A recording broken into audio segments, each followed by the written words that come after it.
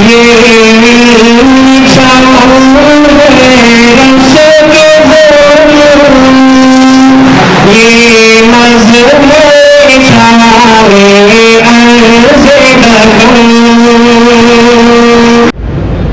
لله رب العالمين أحمده سبحانه وتعالى على الدوام وأشكره على ما هدانا للإسلام وأبان لنا الحلال والحرام وأسلم على من هو للأمة بدر التمام وللأنبياء مسك الخضار المصطفى من الرسل والمجتبى من الأنام صلى الله عليه وعلى آله وصحبه الكرام وعلى من تبعهم بإحسان. أما بعد، فقد قال الله تعالى: أعوذ بالله من الشيطان الرجيم، بسم الله الرحمن الرحيم.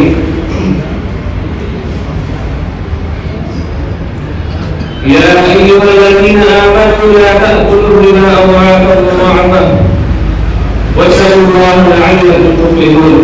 صدق الله العظيم.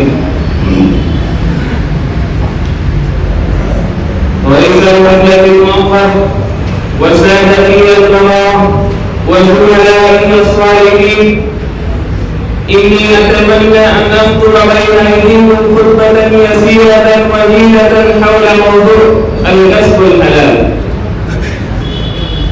إن الكسب الحلال والسعي على العيال وطلب الرزق المستطاع أمر شرعي مكتوب وواجب على كل مسلم بقدر ما يعيش به نفسه عن مذلة السؤال ومداوة الناس ويقبل عياله عن التلف والصيام. وقال تعالى: يا أيها الذين آمنوا كلوا من طيبات ما رزقناكم واشكروا لله إن كنتم إياه تعبدون. أيها المسلمون، إن الإسلام لا يدعو أتباعه إلى المسكنة والافتقار والاتكال بالقوة على الناس، بل إنه يحثهم على الأخذ بالأسباب للحصول على الرزق المستطاع، وكفى به أهمية وعزما أن الله سبحانه وتعالى أمر به عباده المرسلين كما أمر به عامة المؤمنين. كما جاء في الحديث عن أبي هريرة رضي الله عنه قال: قال رسول الله صلى الله عليه وسلم: أيها الناس، إن الله طيب لا يقبل إلا طيبا، وإن الله أمر المؤمنين بما أمر به المرسلين. وقال تعالى: يا أيها الرسل كلوا من الطيبات واعملوا صالحا إني بما تعملون عليم. وقال: يا أيها الذين آمنوا كلوا من طيبات ما رزقناكم. ثم ذكر الرجل يطيل السفر أشعث أكبر يمد يديه إلى السماء: يا ربي يا ربي، ومطعمه حرام ومشربه حرام وملبسه حرام وغذي بالحرام، فأنى يستجاب ذلك.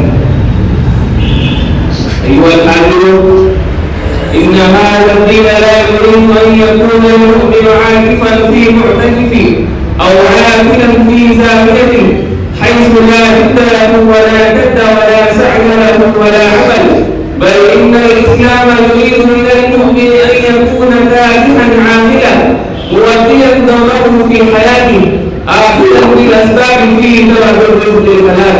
فقال جل وعلا: هو الذي جعل لكم الأرض ذلولا فامشوا في مناكبها وكلوا من رزقه وإليه النشور.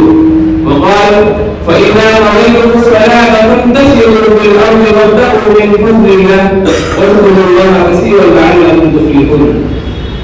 فعلينا أيها الإخوة أن نجتهد اجتهادا بالغا في كسب الحلال بعد أداء جميع الفرائض، ونجتنب من جميع الأمور المنهية خلال ابتغاء رزق الله تعالى. أسأل الله تعالى أن يوفقنا لما يحب